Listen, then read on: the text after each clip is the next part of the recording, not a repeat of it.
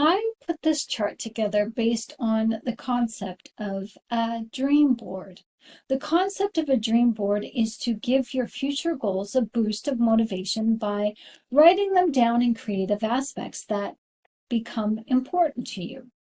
This helps engage your activating reticular system, those neurons in your brainstem, to draw things to you which are on your mind. With a dream board, excitement and having fun is the key as you cut, draw, color, and paste your way to goal setting to envision how you want your future life to look like. When you are having fun doing something that you love, you evoke positive feelings and positive intentions. We mentioned intention setting earlier on in this video. What you think about frequently is drawn to you, and a dream board helps your conscious change your subconscious mind. What you think about and give it feeling, you are actually setting the intention to have that feeling come back to you, regardless if it's good or bad. This is why creating a feeling board will help you to lessen negative feelings, to make room for positive thought, so you can start drawing to yourself life's peace and pleasantries instead of chaos and unpleasant things that cause discord in your life. So what I'm sharing with you in this feeling board is only a diagram. You can make your feeling chart or your feeling board as colorful and as elaborate as you want to make it. This is your time. This is your place. This is your safety net, so you can make it exactly as how you want to make it.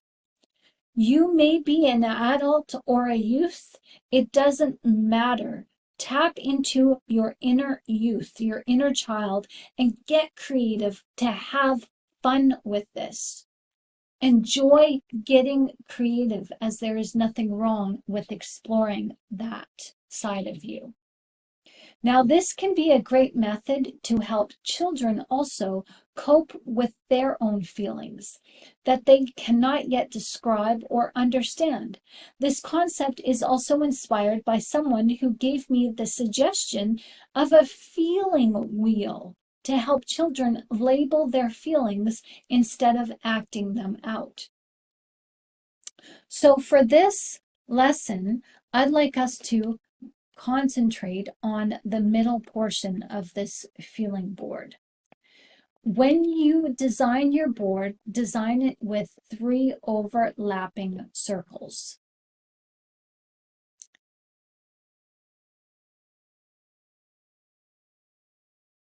As you see here, I used the title, I Am Love, based on the scripture, 1 Corinthians chapter 13, verses 4 through 8. Love is patient. Love is kind. It does not envy. It does not boast. It is not proud. It does not dishonor others. It is not self-seeking. It is not easily angered. It keeps no record of wrongs. It does not delight in evil, but rejoices with the truth. It always protects, always trusts, always hopes. Love always perseveres. Love never fails. Now, this is God's character, and this is exactly how Jesus Christ, our Lord and Savior, treats us. And this is how we are to treat ourselves, as we are to treat others as we treat ourselves, as this is the first and second commandment. Love your Lord your God with all your heart, with all your soul, with all your strength, with all your mind. And the second commandment is like it. Love your neighbor as yourself. So where these 2 circles touch,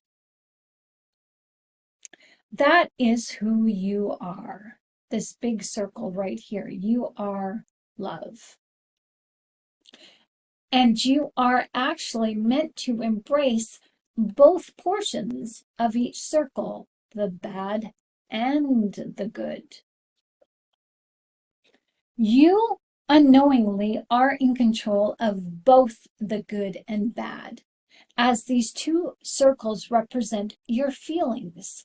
The one side represents your past negative feelings, and the other side represents your future positive feelings, which together create a holistic balance, a yin and yang. Now, in the negative feeling circle, please write down at least 4 major negative feelings. Here I have sad, anxiousness, abandonment, and unworthiness.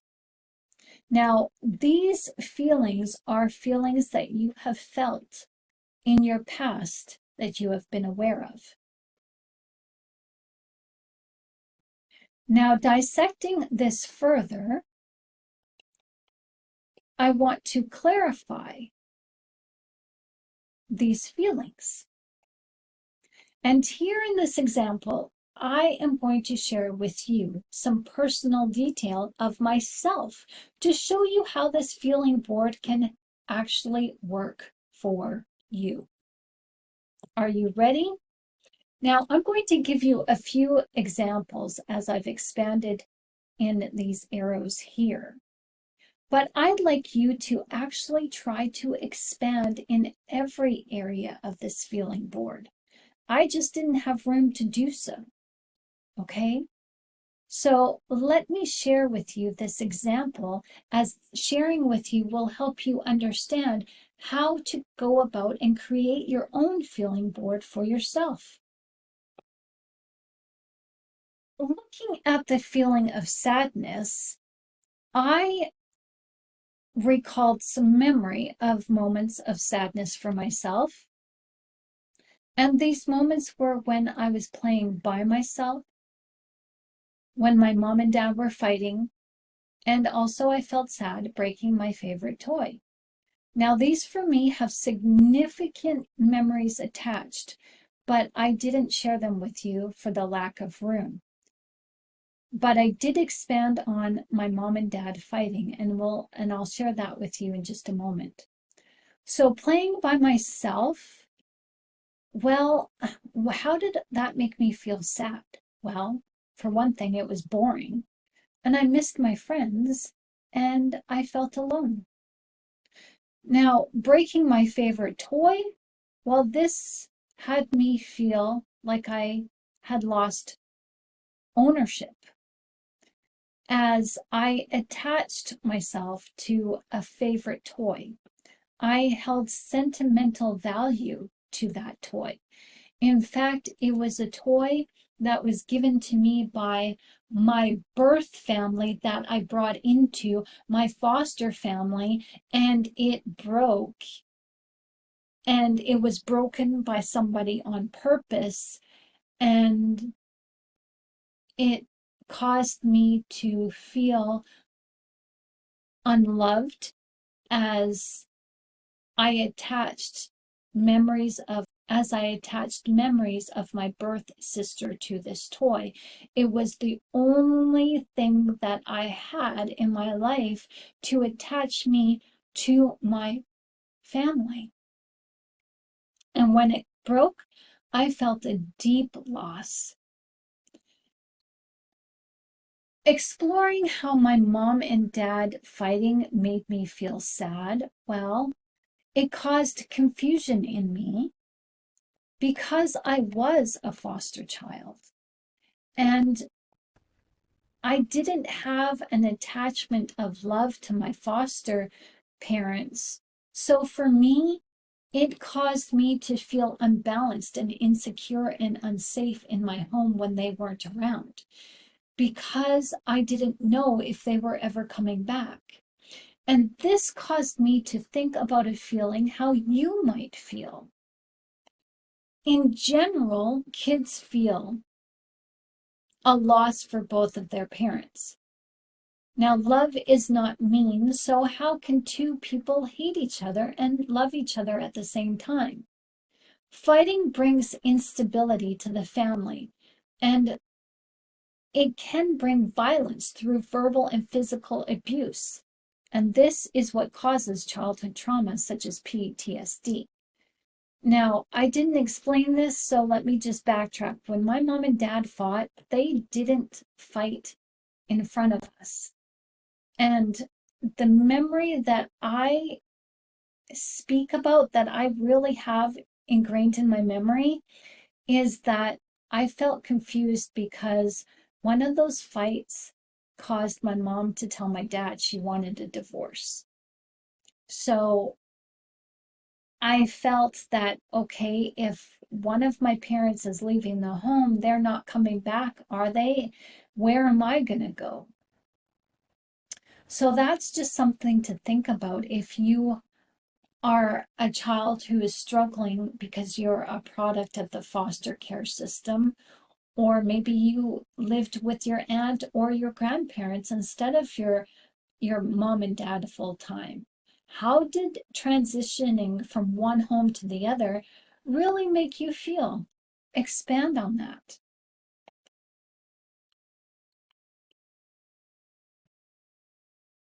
So, going to the feeling of anxiousness, I felt anxious when my mom and dad went on holiday, when I was left alone, and when I failed my tests at school.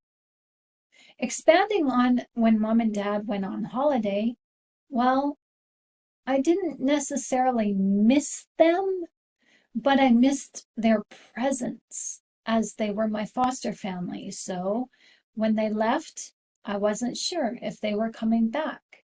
I felt alone and afraid and unprotected. When I was left alone, I felt anxious because I felt not wanted. I didn't understand the moments why I was left alone.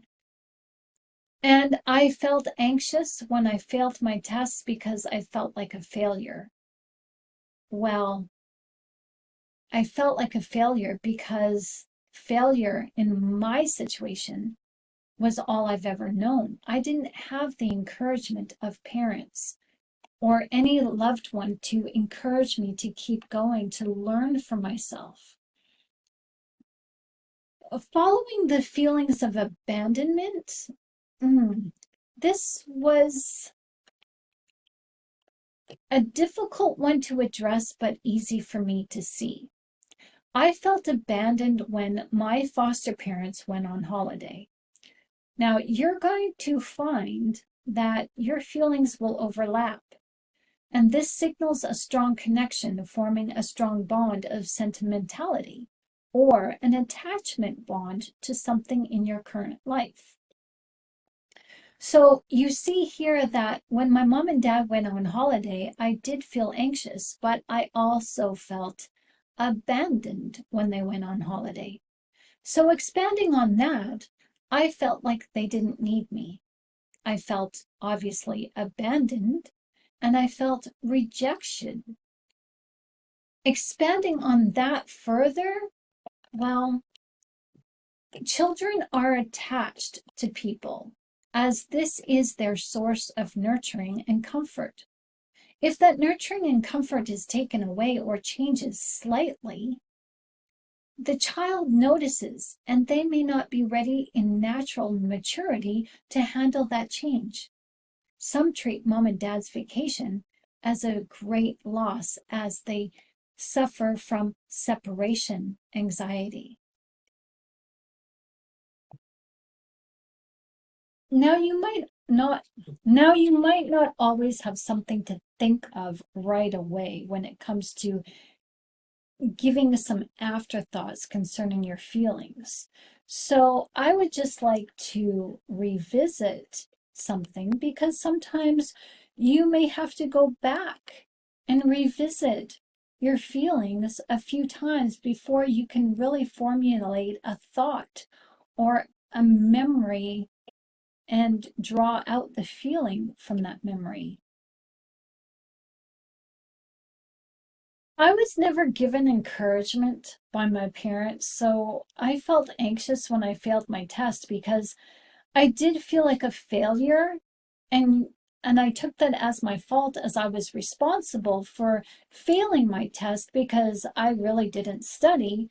But yet I wasn't responsible because there was a reason why I didn't study, and there was a reason why I didn't pay attention in school. See, when a child isn't given encouragement by their parents or parent, then how is a child supposed to formulate the mindset to stand in courage, and just go ahead and do something on their own initiative and be motivated to try? There has to be a motivation to try. And for me, I didn't have that because my foster parents and my parents, my birth parents, certainly didn't pay attention to me. Was this you too, perhaps? Where in your life did you not receive the motivation from your parents and you failed at things? What situations were they not supportive of you and championed for your success? Wow, you guys, I have to say that this is some really deep stuff coming out of me here as I'm sharing with you. I'm seeing how these feelings so far that I've shared with you have directed my life from my youth even up until now, where I'm stymied in my decision making as I don't feel motivated to move forward and make changes happen in my life. I can see moments upon self-reflection where I have been frozen, not frozen in fear, but frozen because I was demotivated. We are not always stuck because of fear. Sometimes we are stuck in life for other reasons, and we need to give ourselves a chance to figure that out. This for me is massive information, as it is massive for you. So please take advantage of making this feeling diagram for you, as this is good stuff right here. And thank you for allowing me to share. Now, talk this out as you make your feeling board. Hear your voice speak and be open to receiving godly inspired insight. Moving on to the feelings of abandonment, I felt abandoned when my parents went on holiday, as their absence reinforced feelings I already knew. I felt like they didn't need me. I felt abandoned. I felt rejected. Yes, we already went through this, but sometimes you might want to go through it again to expand on it. And expanding on abandonment, well, abandonment just doesn't happen. And abandonment causes us to feel many different things. Children are not the same. We are not the same. So where one child may feel rejected and abandoned, abandonment may cause another child to feel these things, but also to feel afraid and feel apprehensive to trust people. Children are attached to people as parents, and other people are a source of nurturing and comfort for them. If that nurturing and comforting nature is taken away or changes even slightly, the child does feel this and take notice. Many parents say, oh, children are resilient. Children will bounce back. No, children actually absorb and they take in the negativity and they harbor that and hold that in. And those negative feelings become feelings of expression for children. So when you have an emo child or a depressed child or a child who is acting out in temper tantrums, really take notice, because there's some hidden feelings that are not positive. Obviously, there's some hidden negative feelings attached to that. Turning to the feelings of unworthiness, I'd like to expand on this. As I felt unworthy when my sister was given singing lessons and I wasn't. I felt unimportant, I felt rejected, I felt invalidated. And there is a huge reason why, as my sister was given singing lessons, and I literally was not allowed to participate in singing lessons. My foster family had an odd dynamic with me. See, when my sister and I were kids, anything my sister wanted to do, I had to do. I had to enter into swimming. I had to enter into organ lessons. I had to enter into gymnastics and skating. And when she no longer wanted to do these things, well, I was pulled out of these things too. I liked gymnastics. I liked swimming. I liked skating. But I didn't like my organ lessons. My sister excelled at organ. I hated it. I was forced to sit at that organ, that music box, that piano-like apparatus and play drills and learn music theory. I was not interested and I was stuck. I was so obstinate, and so were my parents.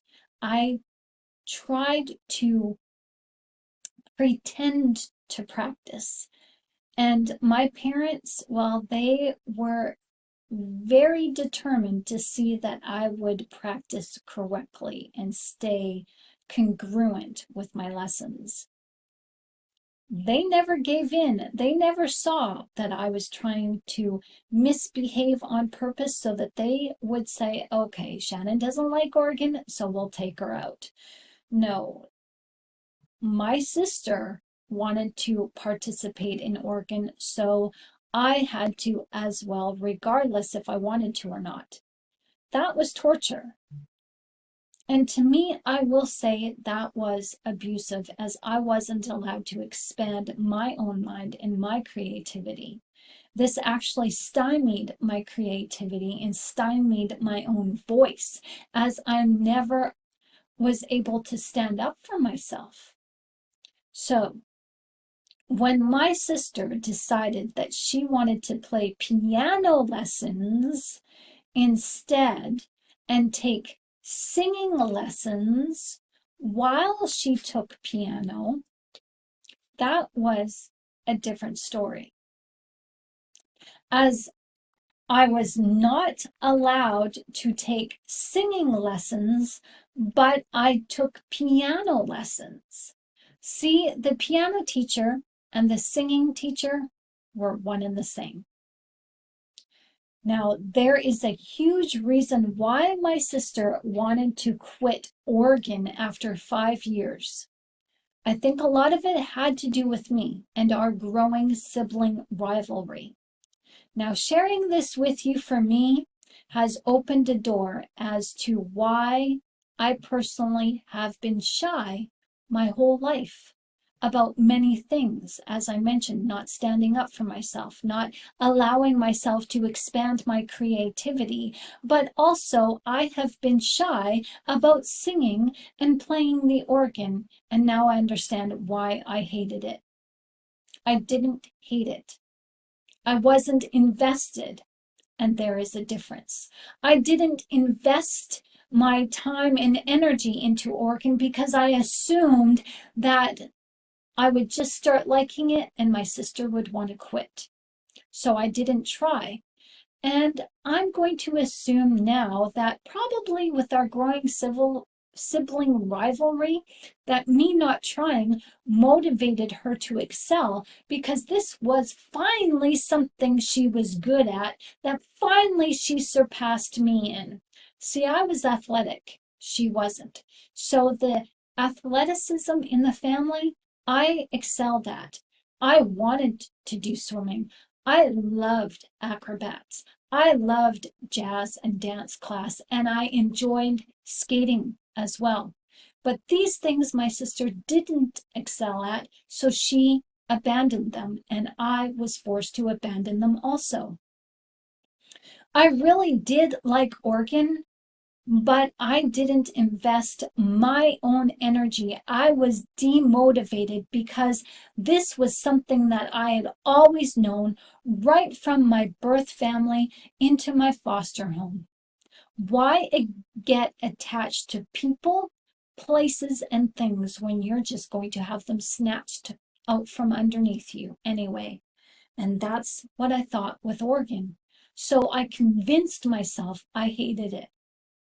I was not allowed to pursue what I wanted to pursue, and singing was the only thing that I did not get involved with alongside my sister.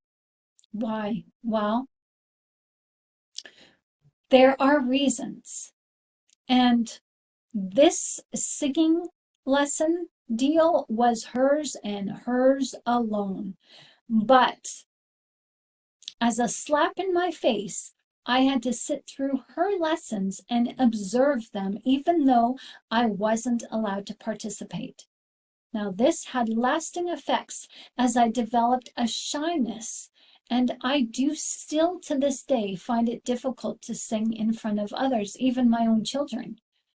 Now, I love to sing, but after an incident at organ class, that was it. I sealed my fate with my sister. See, in organ class, my music teacher formed a band with her students in the music academy. And at the end of the year, we would have a competition with other music academies within the city. Our lead singer in our personal band had such a strong voice, a powerful voice. She was beautiful and awesome, and I admired her voice. And when the lead singer did not show up for band practice one day because she had a cold, I was asked to stand in. And when the lead singer did not show up for practice one day because she had caught a cold, I was asked by my music teacher to stand in. My music teacher picked me. Even though I didn't have a strong voice, my music teacher said that I had a great voice. I remember looking at my sister, and that was it. Hate separated us, and there was no way I was going to be given lessons now to sing.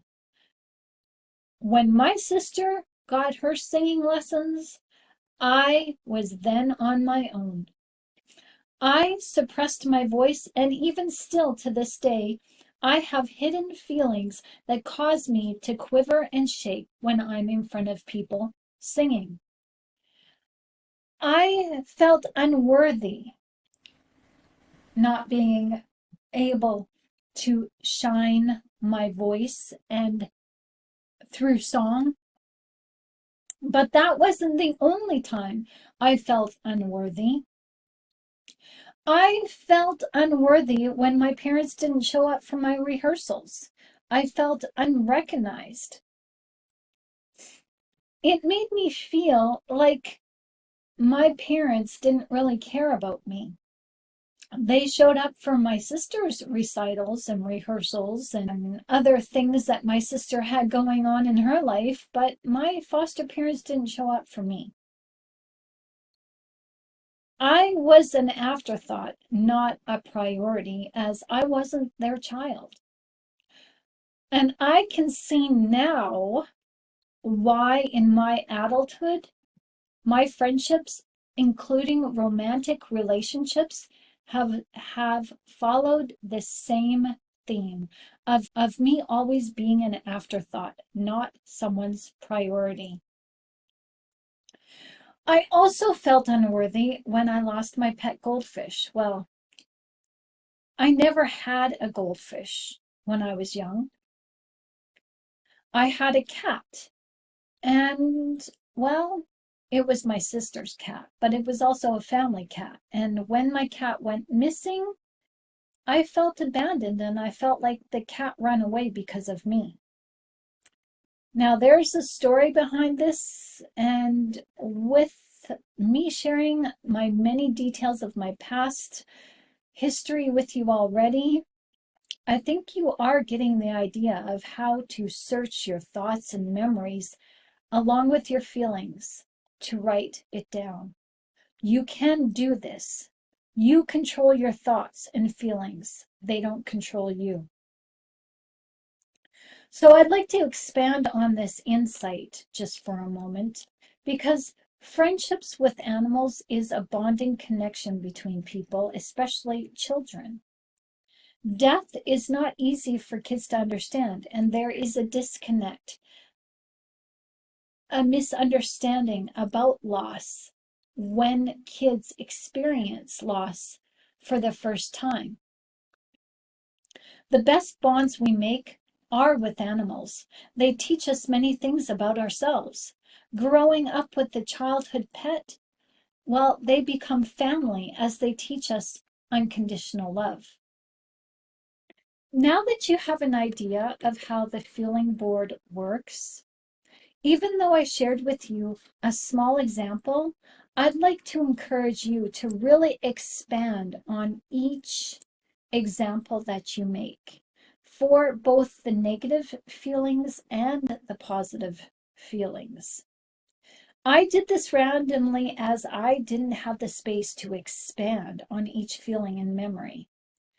Try your best to elaborate on each idea, as this will help you to understand and recognize those overlapping feelings. And just a reminder that your feelings will overlap each other. And that's okay. That just shows you that there is a sentimental feeling attached. And that's okay. Now, your feelings are probably different than mine, or maybe not so much, but I encourage you to make this your own. You might be resentful or jealous. Make a list of words from a feeling list available on the internet. And remember, be as specific as you can. You don't have to just label 4 feelings. I just did this for example, but you can label 3, 5, 10, or even 20 if you want to. Now, let's take a look at the positive feelings, shall we? Because this is just as interesting as taking a look at the negative feelings. In the circle opposite of the negative feelings, label it as positive feelings and add your feelings that are positive. Here I have love, happy, grateful, and peace. Let us look at each feeling and associate those feelings to events that we can look forward to in our future. How does it look to you? I feel love when my dog or cat greets me at the door.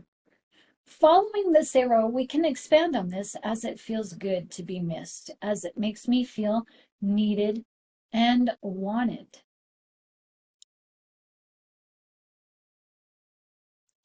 I feel love when I have my friends and family around me. I feel safe. Expanding on this feeling, well, there is safety in numbers, my friends, and having friends and family around allows love and joy to flourish. Aside from the family ups and downs, the togetherness is what one feels as one's heart connects to another. Isn't that awesome? Feeling loved from your friends and family is a feeling worth fighting for. I feel love when my child gives me a hug. Oh, it does feel nice to be needed from our children. Loving your child allows you to grow and take on challenges for them that you never thought you could. And so, in doing for them, you are actually doing for yourself because you are growing. The next feeling is I feel happy when my family is safe. I am blessed, I am happy, I am content. Again, some feelings will overlap, and this is a good thing. We want overlap as our heart center connects spiritually to empathy. This will be monumental when taking these feelings and applying them to the feelings of the past that I will discuss later on. I feel happy when my friends are with me. It's nice to be needed. I feel happy when I can pay my bills. It feels good to have what I want. And creating another arrow to expand on this, you can elaborate a little bit more because it feels good to be independent and not rely on someone other than God to meet your needs. Relying on someone who can't pay their own bills is an exercise in futility, and it causes trauma, as it is trauma inducing, and it produces an environment of unpredictability.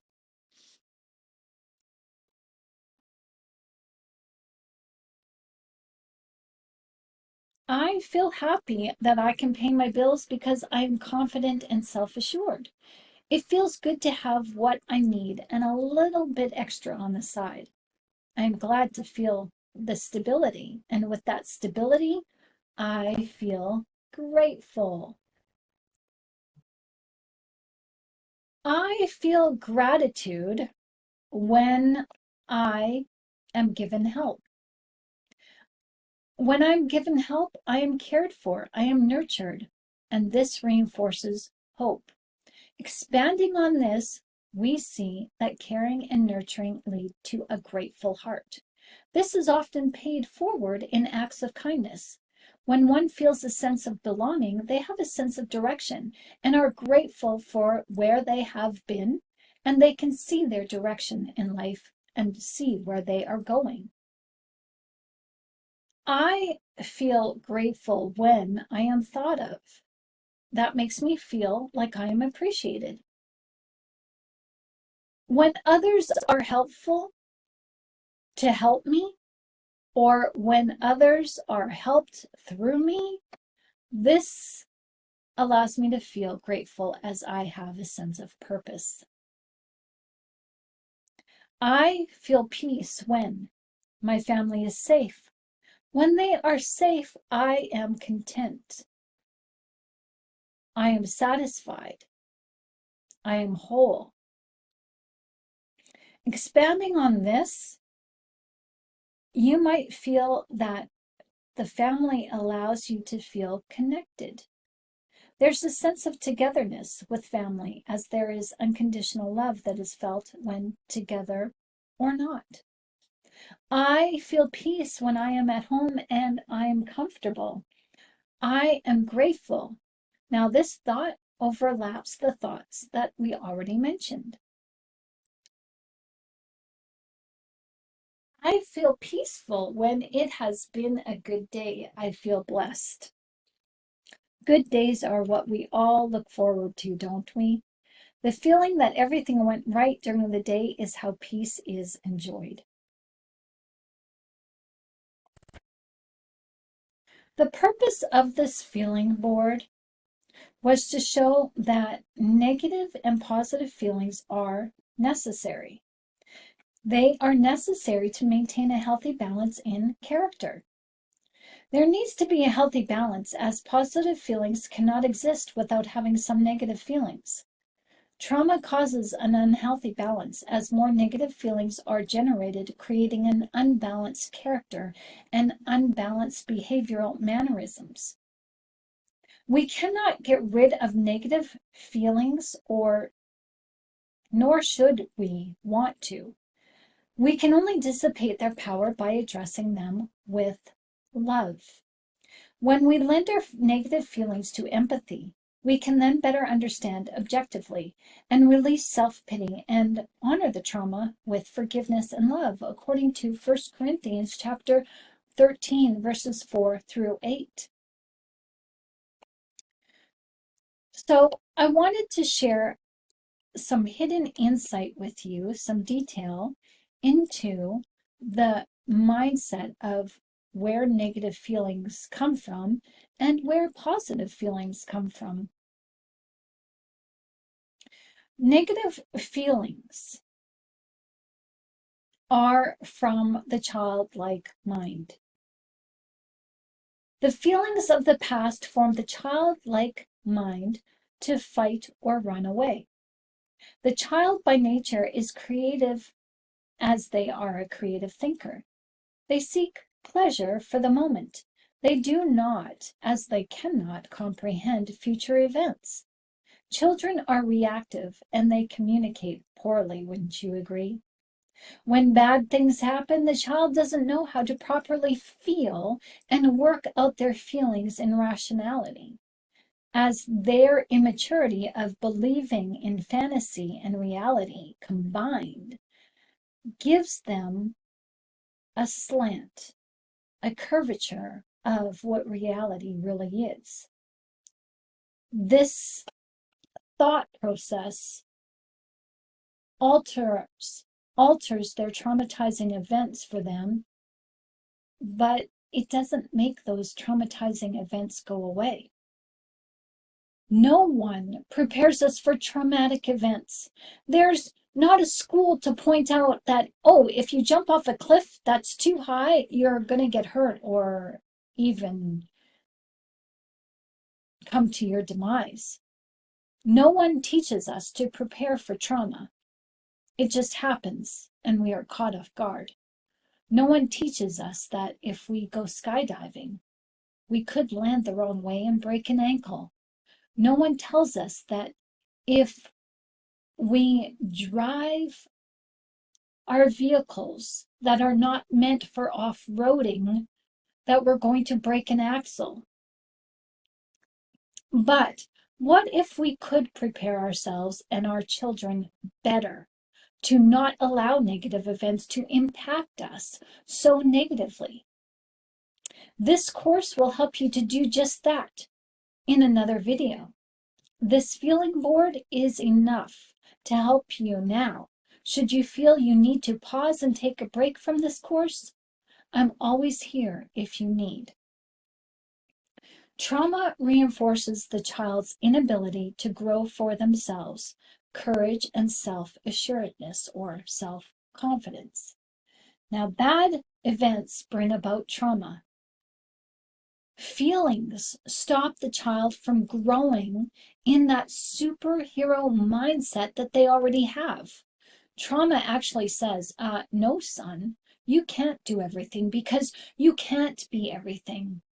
Where's your superhero powers to stop this event now? Because you have no superpowers, my child, you're helpless and you're nothing. You're not so great as you thought you were. Trauma is damaging to a child's psyche and their mindset. Now, the feelings of positivity of the future can help form the adult mind. The adult is a creative thinker, but also a practical one. They are analytical in thought, as the adult seeks pleasure for the moment too, but also considers long-term goals. Adults very rarely think of immediate consequence, as they too are reactive and responsive, just like a child. But adults communicate, although differently, they still communicate somewhat poorly. Acting out in positive feelings allows the adult to rekindle the childlike superhero qualities in maturity and self-growth. It's kind of like saying, look, Ma, no hands when you're riding a bike and you take your hands off the handlebars. Practicing detachment is marrying your child and adult minds together. The childlike mind is more critical and the adult mind is actually more analytical. Using the adult mind to analyze the critical mind is what helps to heal the childhood trauma through detaching oneself from the feelings that are the cause of limiting beliefs. Practicing detachment distances yourself from the negative feelings by integrating them, by understanding them first, by giving the negative feelings a chance to have a voice, by covering them with mercy and compassion. This allows you to marry the child and the adult to where you become one. Negative feelings that are in full control is living in a divided house, to which Jesus himself says that a divided house cannot stand. Detachment allows you to be emotionally less invested or non-committal emotionally as you go gray rock to your negative feelings. Forgiveness allows you to let go and act as if the trauma never happened. What you carry is far more valuable than the feeling. You carry experience, and that is what validates you, not your feelings, not your pain. So let's go back to this feeling board for just a moment, as I'd like us to revisit the negative side for just a minute. Revisit each negative feeling and give an example of how these negative situations have taught you something positive about yourself. How would you handle each situation knowing the love that you have within you, that you're capable of now? For example, how can I show love and compassion to my children if I took a trip without them? My mom and dad took a trip and went on holiday without me, and this made me feel anxious as I felt alone and afraid, unprotected. Well, we know that children do suffer from separation anxiety, so me as a mother, how can I put my child's mind at ease? How can I lessen their separation and anxiety and show up for them like my parents did not show up for me? I could prepare them months in advance leading up to the trip. I could have a babysitter stay the night while I and the children's dad stay in a tent in the backyard. And then we could progress to taking a hotel room for a night and then for a few nights more. Another example that I shared with you is that I felt sad when I played by myself. Playing by myself has taught me how to connect with my thoughts. I'm a deep thinker by nature, and I am in touch with my feelings, as you know from this feeling board. I know myself, or I know myself much better than I did, because being alone didn't distract me. I wasn't distracted with social media and social groups at school. Being alone taught me how to express myself on paper. When I write, I don't feel alone.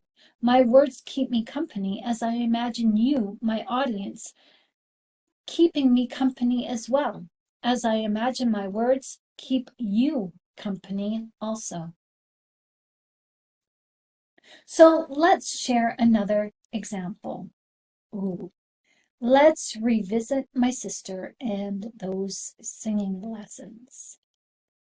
Do we really want to do that? Do I have to? Yes. When you don't want to do something, take the time to just give yourself a pause. Revisit this later, but do not dismiss it. Do not allow yourself to ignore the progress that you are making. Really encourage and feel motivated by doing this feeling board. You don't have to do the steps all at once, but make sure your progress is sequential. This was a hard one for me. I felt unworthy when my sister was given singing lessons and I wasn't. This stifled my free spirit and still does to this day. I am so shy when it comes to singing. It's been helpful as I do not do things I am not comfortable with, But I cling to my shyness in uncomfortability. I cling to my shyness in dangerous situations, such as with a narcissist. Some people can know me for years and they'll never know I have a funny side to me. I'll never crack a joke with them. And it's because I don't feel comfortable and trust them to share that portion of myself with them. And the positive thing is about all this is that I am also learning to forgive and let go as I'm learning to see the value of singing. It's not just about hearing a voice in song. It's about sharing your heart through song. I was so scared to share my heart in song, and it turns out that that has been a good thing because not everyone should have access to your heart. Only you should have access to your heart. And I didn't allow myself to have access to my heart because I prevented myself from singing all those years.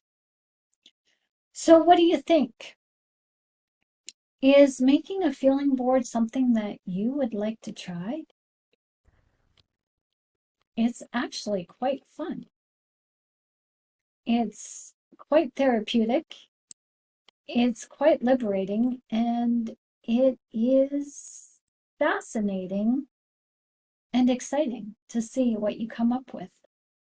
So feel free to share yours with us as I will post your feeling board to my YouTube channel if you'd like. You may give someone some ideas and be inspiring for them, as your feeling board may help them to create their own.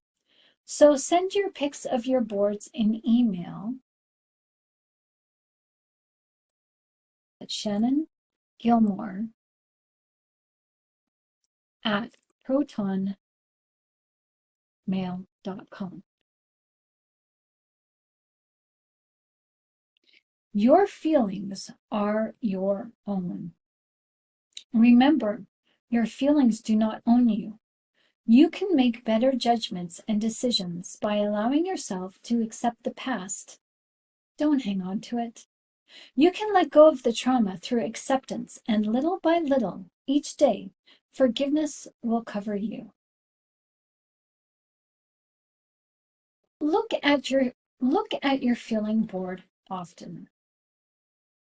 Enjoy it. Look at the creativity. Look at the feelings. Look at the scenarios behind the feelings and revisit those old memories, because the more often you revisit those old memories with these feelings attached, the less these feelings become intrusive. The less uninviting these feelings are, the less these feelings have control over you. You are welcome to allow yourself to talk out your trauma. When you're doing this board, when you're revisiting it, you can talk to yourself and use your audible voice, as this allows you to expel some of this hidden energy and get it out of your body and get it out of your soul and release it. Talk to God about these feelings. Make your words audible, as God will help heal you as you learn how to communicate and ask God for feedback. Talk, write your story down in poetry form. Write down your feelings of your trauma in song, in prose, in short story, fiction, nonfiction. Just allow your feelings to be written on the page. Sing them out if you want to. Allow your feelings to be told by you. Doing this allows you to tell your side of the story instead of reliving the side of the story trauma dictates. Understand that you are not your trauma, and the trauma you endured can be used to help you become better and see life from a different perspective than most. Trauma is meant to make us bitter. It's meant to make us jaded, but instead we have the power to turn it around, as trauma can make us more sympathetic, empathetic, and understanding to the needs of those who are still hurting and do not yet know how to move forward in their own pain, and we help them by helping ourselves first. Trauma is meant to cause us confusion, but instead, trauma can give us clarity, as our perspectives can help lead, direct, and guide ourselves as well as others, specifically our children and loved ones, to discover their greatness in their truth and find their path of greatness in this life. So your feelings are not your own. But remember, your feelings, they don't own you. You can make better decisions and judgments based on allowing yourself to accept the past. And just remember that trauma, as much as it is bad, you can turn the bad things around just by adding a different perspective. So how can this information in this presentation help you heal and live a more promising future? With this information, how can you make changes to personally change your life so far? So in this presentation, you have learned how to recognize your trauma. You learned where it comes from, as you have also learned how to distance yourself away from your trauma through practicing emotional detachment. Have I done what I set out to do in this course for you? If you have comments, questions, or suggestions, or if you want to share your story with me and need someone to talk to, my email is always here for you to use. shannongilmore@protonmail.com. Through this presentation, you have discovered how to transcend your trauma by allowing yourself the validation and recognition of why it is you feel the things that you do. My name is Shannon Gilmore, and I am hopeful that this presentation has given you some much needed insight and direction on how you can come to an end to your childhood pain leading to trauma and adult health issues. But we're not done. There's still more to be looked at in further chapters. But by understanding your pain, you can now uproot those limiting beliefs, because you, my dear lovely, you deserve to live in freedom because you are not your trauma. You are God's son or daughter, and you are meant to live in freedom. He who sets you free, you are free indeed. Jesus sets you free. No one else has authority over you, not even your feelings. So again, if you have questions, comments, and suggestions, find me at this following address, shannongilmore@protonmail.com. This whiteboard presentation will lead you to other whiteboard presentations in this e-course, and they will be available to download at my sister channel. And you will be able to download the 30-page copy of this e-course as well to read at your own pace. So thank you for watching, and please let me know what you think by leaving a comment below. Blessings to you on your healing journey.